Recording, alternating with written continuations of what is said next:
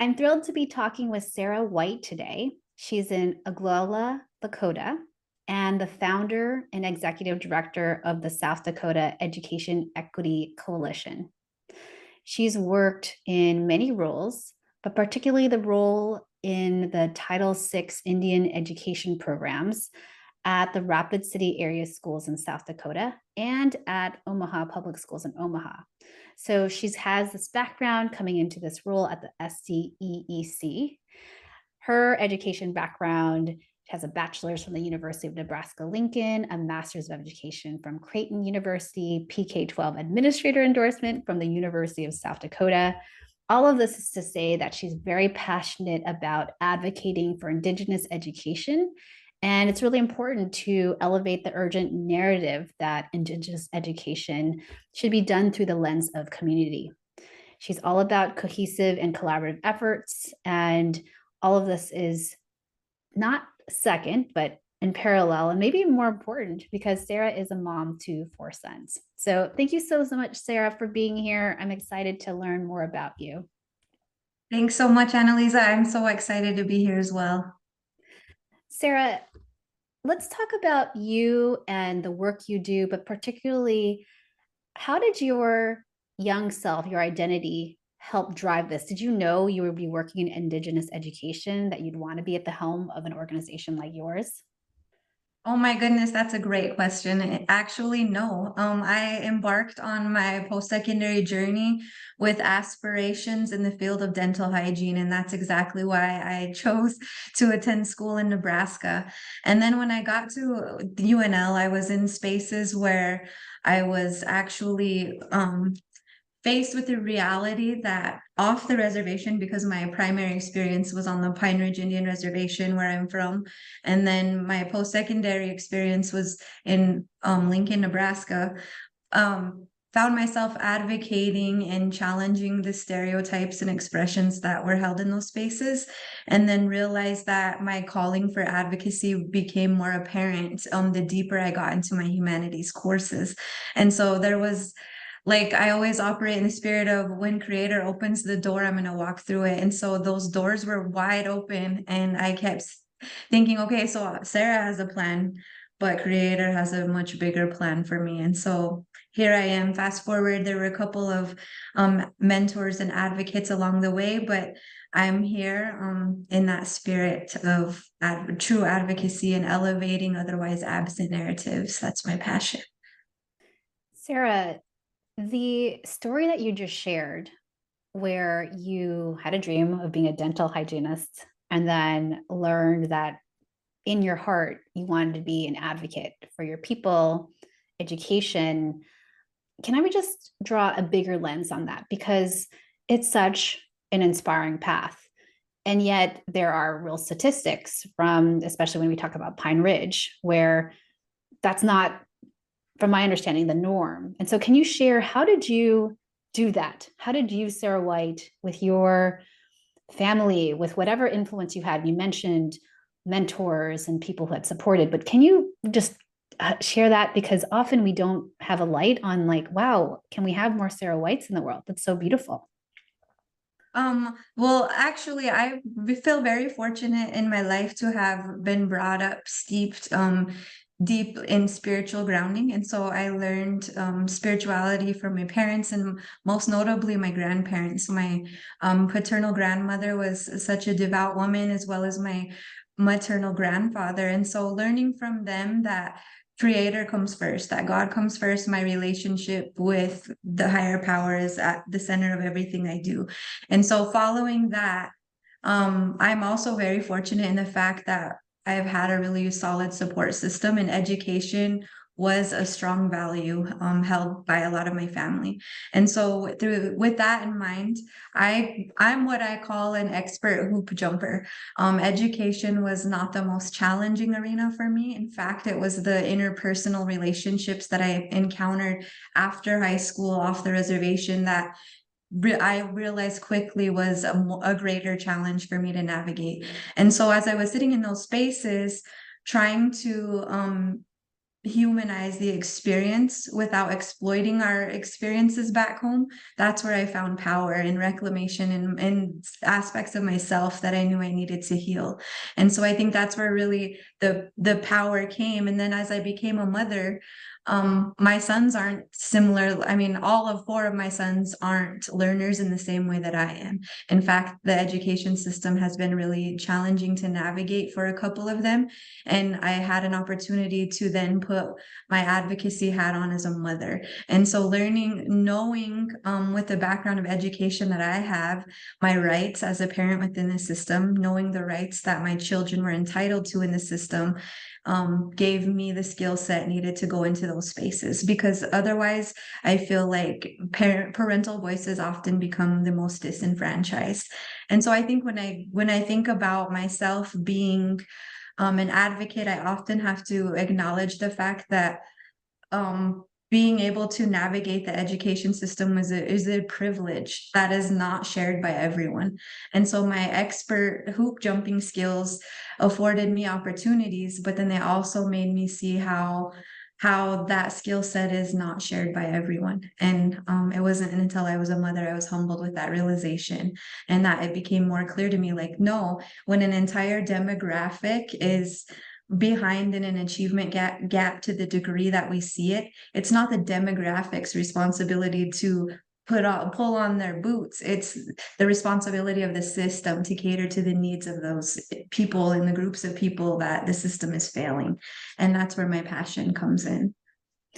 Sarah, I hear you being a change maker at so many levels, but let's make sure we acknowledge the beauty of being raised in an environment where God as creator was centered, and to have grandmothers on both sides be loving and supportive of you and their influence. We're going to talk more about them. Then to have you realize that what you experienced in school, in college, those stereotypes were something that you wanted to get behind. And as an expert hoop jumper, those skills not only served you and not serve you well now, but they served you in advocating for boys. And so all of that is just raising the light on the system being the issue, not these individuals, and that you are unique, and that shouldn't be the case. Yeah. To have to be an expert hoop jumper just to give your boys what they deserve. So Mm-hmm. thank you for sharing that. I'm wondering, Sarah, let's go back to your grandmothers. And I'm curious because this idea of matriarchy and influence, how have they shaped even your life, or how do they stay even with you as you do this work? That's a great question, and it's a loaded question, but I think it's best iterated through a story about how I came to this realization very recently in my life.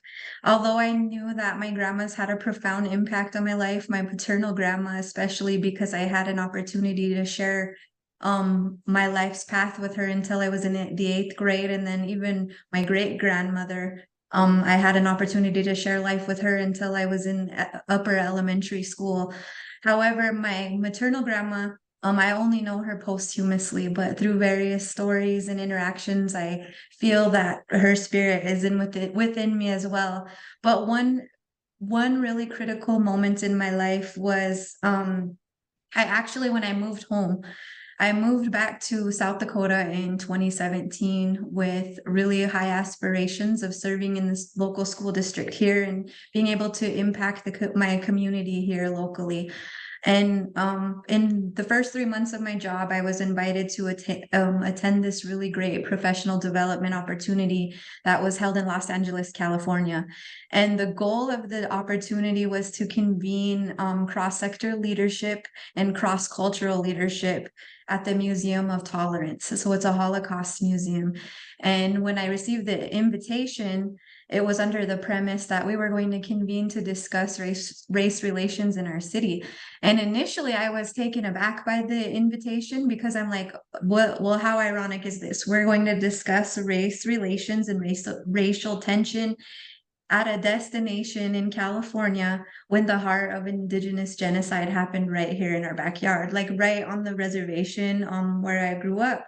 And so initially I was hesitant, but I obliged, and then it ended up becoming the most profound opportunity to date.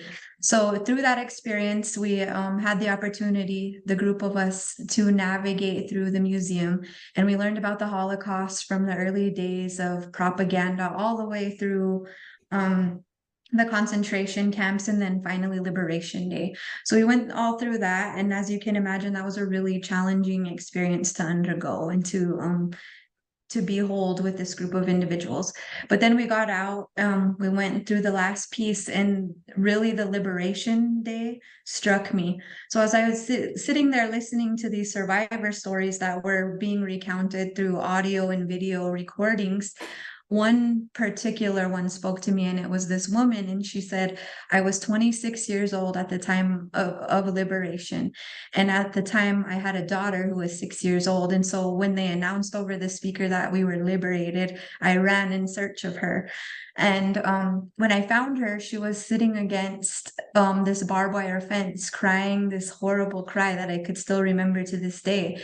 And she said, I did what any mother would have done. I went and I grabbed my baby and I cried, the most liberating cry that I've ever had in my entire life. And we cried together. And when we couldn't cry anymore, we got up, we walked out, and we started our liberation. And it was such a beautiful, profound story. But I realized that my grandmas were buried without having that true liberation day, because none of them spoke our traditional language. In fact, they denounced our spiritual ways because they were made to believe that they were insignificant.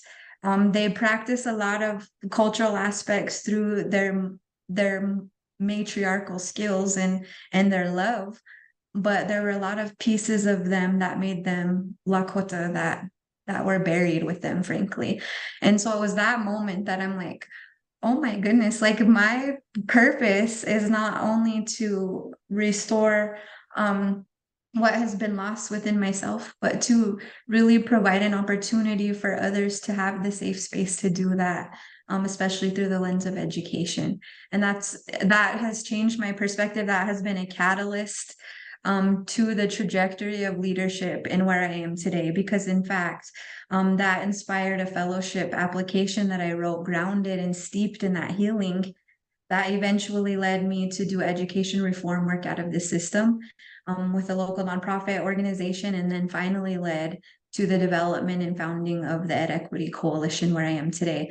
And it keeps pulling me back, because as we navigate the dismantling or uniting systems that disenfranchise our students, in convening the spaces for this to happen, we're finding that there is a need for healing, there is a need for community wellness, there is a need for all of that, and my work is being pulled back in there. So as I mentioned, when God opens that door, like I'm just continuously walking in, and as I walk in, other doors open, and I know I'm where I need to be. And that's been the spirit. And I'm always like, it's like the posthumous stars of my grandma's reminding me over and over again. And I'll share one more tangential story. When I spoke about the fellowship opportunity, I actually remember the day that I went in for my final round of interviews. And as I was sitting in the waiting room, the facilitator came out and started naming like which room that each of us would be in. And I remember being in my hotel room prior to that, just praying specifically to my grandma's, like, I'm here because of your sacrifices. Please guide me and be with me today. So I get in that space. They're reading off the room and they're like, Sarah, you're in the Edith room. That was my great grandma's name. So instantly I'm like, oh, they're here, you're here. Like I went in there with such confidence, knowing that no matter the outcome, that they were with me and I was supposed to be there. And that's continuously how I operate. I'm just in awe about how we can be close to our ancestors, and that they can be with us if we are able to step in and ask for help, and also trust that if this is the path we're meant to be, the doors will open. So, so much beauty there, Sarah, with that story, as well as this bigger idea that we can come together, multi-race from different sectors, and heal together so that we can create something new, dismantle systems. So thank you so much for that. Sarah, I want to go into this idea of healing and community wellness, that yes, we want to build something new. Yes, we want to make things more just. And to do this, there needs to be healing. There needs to be a self-care, a community care. They need to happen together in parallel, or maybe even first prioritize healing, first prioritize wellness. And so can you talk about that for you? What has it meant for you to heal, and what are the parallels to that with how you're opening it up for others or helping guide others, support others with their journeys? I love this question because it reminds me of the consistent exposure to new BIPOC women of color who I've encountered along this journey. And there seems to be some similar conversation or themes within our conversation. And I think from my own personal experience, and maybe it's relatable, is that when I talk about being an expert hoop jumper, I think that my response to coping with trauma has always been achievement, because I was seeking self-worth and achievement. And so everything that I aspired to do was everything I aspired to do felt like within my control, right? If I could do X, Y, and Z, that's or X, A, B, and C, it's going to yield all of these things. And ultimately, where the destination of Z being wellness through all these achievements, and it's going to make me happy. And I found that I just wanted the perception was, oh, I want prosperity for my community so much that I will offer so much of myself. And ultimately, what I found at the pinnacle of success, like on the outward success, on paper success, was that I was the furthest from myself and furthest from creator when I was in that space. And then I quickly realized, like, the heart of that success is me. Like, I need to come back to me, and I need to find my own source and be close with that source. And so in coming back to that, I've been finding a lot more healing. And so that self-care piece is critical. Like, I think about the moments where I'm under the most stress, like oftentimes I'll skip meals or not drink enough water. And we overlook that as like something minimal, but that's a literal survival skill. And I was denying myself survival. And so when I think about that, often in it, I feel like women overburden themselves with this more than men, is that we will suffer and martyr ourselves to our own detriment, falsely believing that it's going to contribute to some sort of prosperity. And that's not ever going to be sustainable. And so coming back to that model or desire for a model of sustainability, like how can we take care of ourselves, nurture our spirits, focus on healing, and recognize that that is going to be synonymous with the healing of that we need to see within our professional work as well. Yeah, I want to drill down, Sarah, on what you shared, that when you were following the model of achievement, taking a step back and realizing that you were furthest from yourself, you're furthest from the creator. And it's actually a return that we can feed our soul and stay centered and be with the creator. It's so powerful. I mean, if we could only know that, right? As much as we hold up these models of success, especially as a woman of color, where we're like, we want to sacrifice. I mean, we're just like, we want to help. And there we're like, oh no, I didn't eat. I didn't, and I do this over multiple days or months, and then suddenly I'm just not taking care of myself. And your mother too, Sarah. So I'm curious, how do we change that? Because this is individual, but it's also collective, and it's also kind of system breaking. So I'm curious, do you have a theory on how this can be brought to, yeah, the bigger system level? No, actually, so I'm working to develop that theory in my work now. Like, it's become my own personal mission, but also a really invested professional mission. I know that in talking with a lot of leaders within my local community, there's a common theme too, that women leaders, especially our indigenous female leaders in the community, are reluctant to express vulnerability around I'm tired, or I need to step back and recenter and regroup. There's also this fear of like, if I'm not doing it, then it's not getting done. And so I need to just continue to my own detriment because otherwise the work's not happening. And we think about that and we think about the harm that's being perpetuated in that cycle. And I'm a living testament of that harm. Like if I'm not caring for me, if I'm not prioritizing my needs within all my roles as a professional, as a mom, as a sister, a friend, then I'm not going to be good for myself, but I'm ultimately not going to be good for anyone else around me.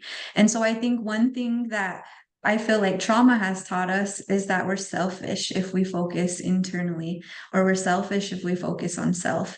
But and that selfishness is something that I feel like becomes a false conception that we hold. I think about even our own people, like traditionally Lakota people were communal people. And one day I was talking to one of my sisters and I was like, the beauty of this is the beauty of communal living in my mind is that our people were not immune from anxiety or depression or mental health illnesses back in the day. I know that there were a lot more prevalent grounding practices, but we recognized the need to be supportive of each other. And so when people were not on the top of their game or they were not able to be their best self, there was no shame in that admittance. It was like the community is going to step in. I think about that when it comes to it takes a village to raise a child. It truly does, because we cannot operate at a 100% of the time. And so having that system and the community of care around us and being able to feel safe enough to say, I need help, or this is where I need healing, or even frankly, in this day and age, to be able to identify what needs to be healed, how we need to be healed, and what we can do to even initiate that process. I think it's it's a true testament to how far we've come away from self, that we need to come back to self. And I don't know if that like answers the question. I often say my mind goes like a prairie dog town. I have a destination, but then I'll be on these other paths talking about things. Thank you, Sarah. And thank you for giving your go at this question. It is heavily loaded. So let me just make sure I name that. How do we heal? And what do we heal? How do we do it for ourselves? And then what do we do for the larger community that we need all of us to be in this together? And this idea that it does take a village. I'm curious, if we take these theories, right, and try to put them into practice, and we're trying to dismantle systems, the idea of community, because you didn't say just wellness, you said community wellness, and being able to lift up and say vulnerably, I'm not showing up because I'm tired. I'm not showing up because I need help. Those are real core identity. And in this case, because if I were to follow the traditional success metrics, like those make me look weak. And so I hear you saying, let's uncover those beliefs. Let's create new beliefs. Can we talk about community? Because it does take a village. And so if you were to look at your indigenous roots, because there's been practices, right? These has been done for centuries, as long as, pre-colonial like times, indigenous people did live in community, and learning about that, grounding ourselves in our grandmothers, great grandmothers, like our ancestors. I'm curious if you have thoughts on what does it mean? What could it look like? I know we're being a bit unicorn about this, but what could it look like if we were to be in community? However you want to take that. But I would love to do that. But I'm just like, we're talking, but what does it really mean? Sarah, feel free to riff off that however you want to. Okay, I was going to say if I had the answer to this question, I feel like I would like be excelling and doing so many groundbreaking things with regard to wellness. I'm thinking I feel like wellness and from a communal perspective is a huge iceberg, right? And so society is only seeing that tip, and there's a whole body of ice under there that we need to chip away at. But one thing that I'm learning in my own personal journey is the more my focus is external, the more anxiety I become wrought with, because I'm like, oh my gosh, I'm trying to solve all of these systemic issues outside of myself when ultimately the only control I have is within. And so it goes back to that notion of servant leadership. In servant leadership, you are still taking care of yourself. Self-care is still an ultimate priority. But then when you become pulled down by those debilitating thoughts or feelings, it becomes more of, okay, as a servant leader, it's not necessarily how I'm going to show up, but how the impact of my presence is going to affect those who I encounter today. And so how is creator, or how is Tankashila or God showing up through me today, and how can that potentially affect someone else's life today or their path? Um, and so I'm starting to recognize the beauty of modeling that, and just like when I do things that I know are holding myself accountable to a path of self-care, I know that the impact of my leadership is going to be greater because I'm showing up in a space that's not leading with my trauma, but leading in the root of love. And I don't know if that's still too unicorn or Yeah. too abstract, but it's definitely calmed me down, because I think systemic wellness is something that really overwhelms me just because it's been a part of my life for so long, like encountering it. And I think that the way that I communicate with people is often being hyper conscious of perceptions of others, and not like, it's like I've always been living for someone outside of me, not myself. Like, and so now it's coming back to, how can I stand in the power of my personal mission and my personal vision of what success is by upholding my boundaries, but also showing compassion and love? So profound, because I asked you a big, you'll call it unicorn question, and to share with us, Sarah, that it's actually when we do it that way, right? When we're external, how am I appearing? How is this going? That's super stressful. So realizing we only have control of ourselves. What can I do?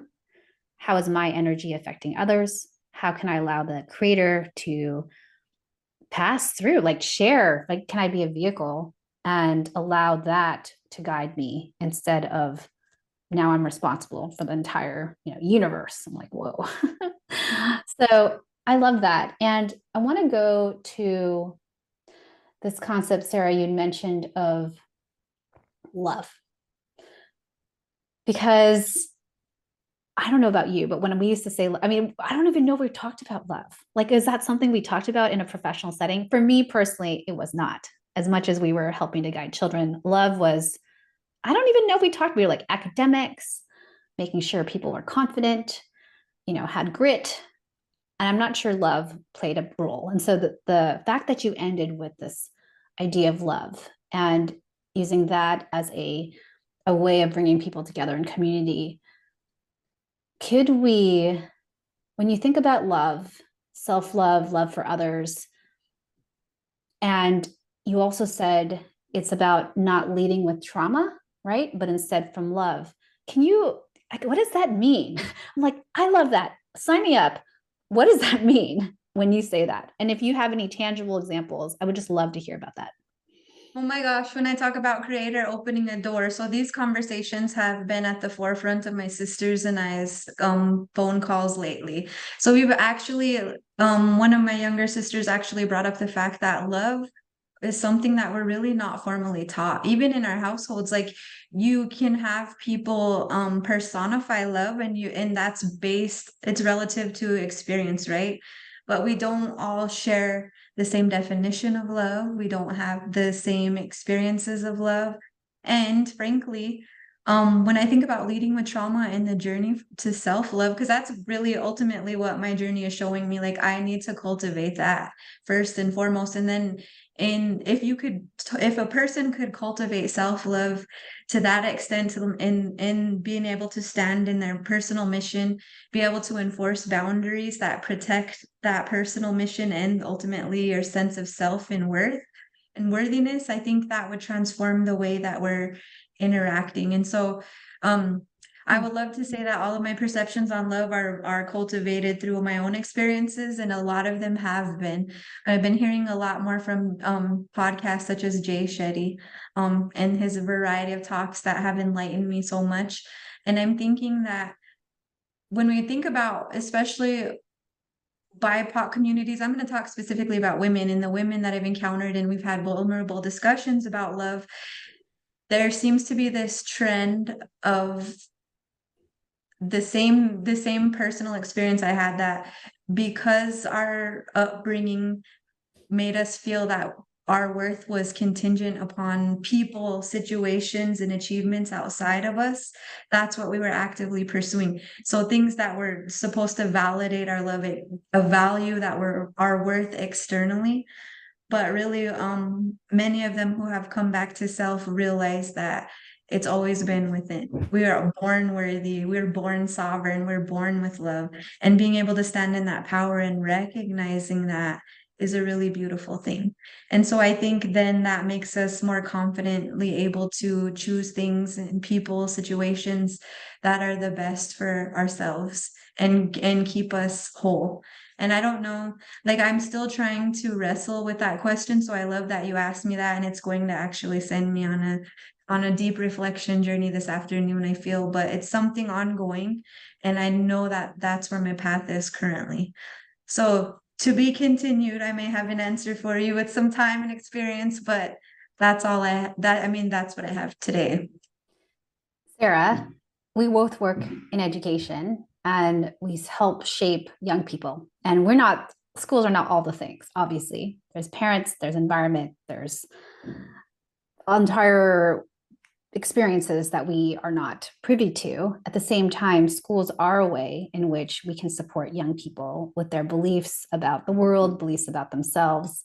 And I wonder if there's opportunity to talk about love and talk about worth. And I know when we talk about, EQ, emotional intelligence, how do we help our students have those, beliefs about themselves? But I wonder if there's more we can do about this in love.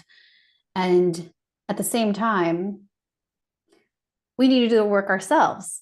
Because if I'm chasing a hamster wheel, which I think about my parents who immigrated from the Philippines, I mean, the success, like in so many ways, they're like the American dream epitome, right? Like we're able to invest in their children, invest in owning property, like have this, rise in their stature. And yet there's this idea that, okay, we've made it, yet there are our own internalized beliefs. And that those don't have to be steeped in trauma, right? We don't have to be like, okay, all these terrible things happen. I really wish my parents would have done things differently. It's to recognize that, but to say, well, how can I love me? How can I love me now? How can I model that? I love this idea about boundaries, because boundaries are not to push people out, right? It's to make sure that we stay whole, that we protect our core, and help people, teach people, right? How can they love us in a way that's respectful, and we can be that purpose. So I love that, because I feel like when we center that, then we can actually help our teams. We can help our young people, because now we're modeling it, not saying, if you don't get the grades, or you don't get the position, or you don't get that, which is all that society tells us, you're still okay. There are other ways to measure love. Do you love you? If you love you, like, that's all of it, right? And icing on the cake if you can also get some of these other things, but that's not the game we're playing. We're playing a different game. And how can you help others love themselves if you're really at that stage, right? The next stage is like helping the love movement. It really is like love.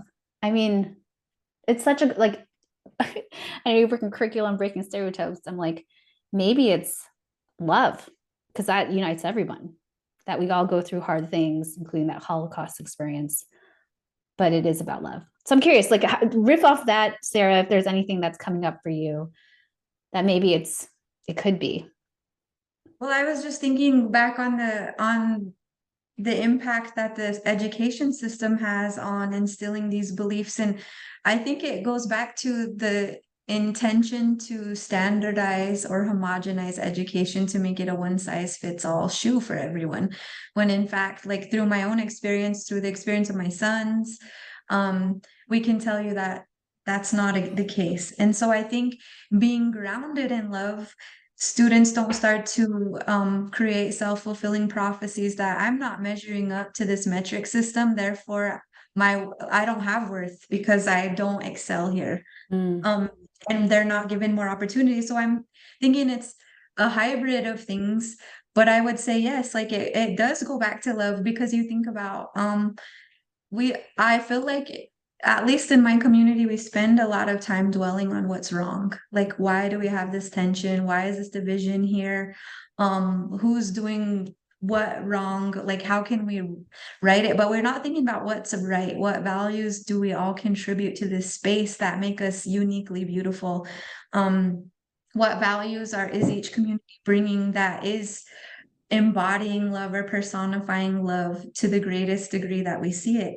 And I'm thinking, like, when I think about love, my first thought on love, like if we all thought back to the very first instance of love we had in our life, like I will always say it was my grandma, because I felt like unconditionally loved, and I could show up any any mood, any way that any Sarah that I wanted to be or was, and she would still take me in and love me. And it didn't mean that she was going to excuse poor behavior. It meant that she just loved me without a doubt, and she was going to have expectations for my success and well-being, but it wouldn't my level of outward success would never influence her feelings or emotions toward me. And I know that's tangential, but I've been thinking that about that a lot more. Like, that concept of self-love is so critical, because without it, um, we tolerate things that we wouldn't otherwise do if we had that fully intact. And I think the ability to truly love, it makes us also truly forgive. Mm. Um, and that's a really critical piece of life that I'm learning as well, like that true forgiveness, true love, true confidence in surrendering to the process. Sarah, can you talk more about that? Because that's a beautiful thing, that when we love, we can forgive. When we Mhm. love, we can surrender. What does that mean? I think it goes back to this concept. Well, I'm on this journey, like trying to figure out, how does Sarah love Sarah? How can I truly, truly love who I am, in all intersectional forms of my being? And I'm thinking, like, when we don't forgive, we hold on to resentment, that lack of forgiveness, or the perpetrator of the action, or the perpetrator of the harm doesn't ever feel our lack of forgiveness. We just deplete our own energy in that space. And so I think being able to fully accept that everything doesn't happen to us, it happens to catalyze us, or it happens for us. I was thinking about a Rumi quote about our wound is where light shines through, and that can be ultimately becomes our tool for success, or our vocation in life. And I think about all of the light shining through me and the various cuts, like going to Frida Kahlo, the death by 1,000 cuts, and you think about all of those places where light is shining, and like, how can you transform that into a beautiful space of healing and light for other people who are experiencing the same thing? And so I think that's what it's about. And it's really hard in the midst of that, in the midst of the pain of those wounds, to see that. But when we give more time and space for ourselves to do the healing, I think then we can start seeing that, oh, that's where our light's coming from. And Mm. that light is ultimately helping other people. I hear you saying, Sarah, that those wounds, those cuts are ways in which we can, if we give it love and healing, we can allow ourselves to see that those are guidance, those are angels, those are posts to help us direct us to our purpose. And therefore, we're able to forgive, right? That these hard things in life are opportunities, knowing that they're hard, just to be clear, they're not, they're like painful and hard. And with that view, it's an asset based view. We're able to not just take care of ourselves, but model for others. So, Sarah, before we go to lightning round, I'm curious because we keep going to system, right? The work that we want, if we want to change the system, we need to do the work ourselves. And that so much of that is love. So I'm curious, with all that's happening, I know with the politics and the bash against DEI and this conversation, right? Because I want to ground us that like all of that's happening, and yet this beautiful conversation is really inspiring me to think, okay, what can be done? How can we have hope? How do you pair the two? Hard stuff outside, and yet the work we're trying to do ourselves. Like what kind of advice or thoughts would you share with us who's just like, oh my gosh, it feels like we're going backwards. I want that, but it's going backwards. How would you think of that? Well, I think that's a perfect challenging question because I just talked about love and forgiveness and surrendering to the process. And there have been a lot of policy attacks on our people and frankly on indigenous education, especially in South Dakota. And so if I looked at that through the language of love and the spirit of forgiveness, um, and not necessarily surrendering to the process, but recognizing that we do have the power. Like I was just actually visiting with some colleagues and I said, you know, at what point are we going to quit swimming upstream? Because that's what education reform has felt like. Swimming can constantly upstream in survival mode all the time to the depletion of self. And so I'm like, what can we honor that we already have to create pathways and alternatives that both create a sense of accountability for existing systems, but create a pathway for healing to occur within those systems. And so trying to think innovatively outside of the box, like yes, there is a sense of this urgency around the active resistance to these political threats, but there's also this notion of we have inherent genius, we have tried and true solutions. Like we could start thinking of innovative ways to getting them more exposure and getting them more immersed in our spaces. I think the challenge, and I know that NIA Director Diana Canoyer was formerly on here, and she talked a lot about the fact that Indigenous ed is the absent narrative of the fabric of this American education system. And coming from that space, like of just full acknowledgement in our inherent knowing that before America was colonized, this land was all indigenous, and being able to come back to the spirit of that values-based stewardship of the land also creates an opportunity for the values-based relationships that we can cultivate with each other. And so I think that spirit, like we're never going to reverse the wrongs that happened. So how can we use them? How can we start letting healing happen? And how can we be the catalyst for that healing to happen? That's been kind of something I've been wrestling with. Sarah, it's interesting this theme that as we want to help solve, make better all the external world, can we come back to ourselves and come back to our ancestors and remember that we already have our inherent genius here? And as much as we think this is one moment in time that's like the most difficult, we are in a time period, right, of constant. This is a long history. We're part of history. And can we look back to what our ancestors did before, like the beginning of time? There's ways in which we were together in community that our ancestors practiced, and actually, can we go back there? That there's so much to learn, and that let's just remember, right? We've forgotten. Let's remember that we have it within us. That there's beauty and love, and let's ground ourselves back. So thank you, Sarah. Oh my goodness, I'm just filled with so much warmth. I'm ready if you are for lightning round. Are you ready? Yes. Thank you so much. First question, chocolate or vanilla? Chocolate. Cooking or takeout? Cooking. Cooking. Would you rather climb a mountain or jump from a plane? Oh my goodness. I would much rather climb a mountain, but I want to jump out of a plane. So I know that's a trick answer, but both. Yes, and both. Have you ever worn socks with sandals? Yes. How would you rate your karaoke skills on a scale of 1 to 10, 10 being Mariah Carey? Oh gosh. In my mind, I'm a 10, but in reality and video documentation proves I'm probably at a solid 3. What's a recent book you read? Ooh, The 8 Rules of Love by Jay Shetty. Or What is All your About Love by Bell Hooks. I just finished that one as well. That's a great read. Hmm. What is your favorite way to practice self-care? I love to wake up before the sun and walk without any technology.